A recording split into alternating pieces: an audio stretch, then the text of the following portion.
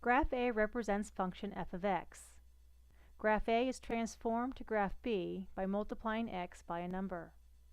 Which statement is true about f of x? Well, let's take a look at our answer choices. A. Graph B is generated by multiplying f of x by -1. Our question states that we're multiplying x by a number, not f of x, so we can eliminate answer choice A. B. Graph B is generated by multiplying x by -2. When we multiply x by any other value than 1, we are either going to be narrowing or widening the graph. And since 2 is greater than 1, the graph will narrow. So taking a look at our two graphs, we notice that the graph has not narrowed, and therefore we can eliminate answer choice B. Because our graph has either narrowed or widened, we know that we're multiplying x by either 1 or -1.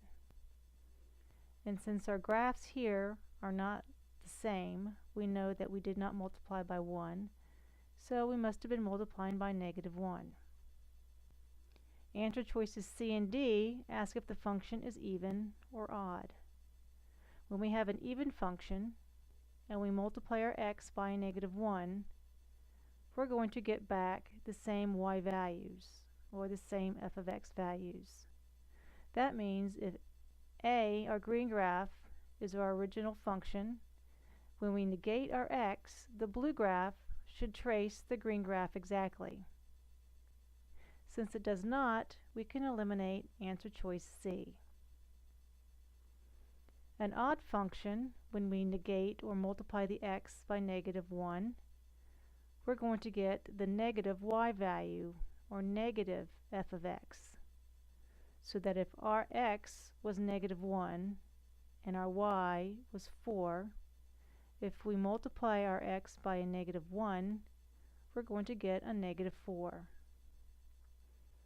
So taking a look at our graph here, we have a point at -1, 4 on graph A, and a corresponding point of -1, -4 on graph B.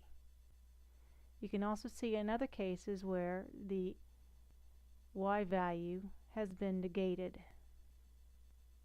This is a characteristic of an odd function, so the correct answer choice is D. f of x is an odd function.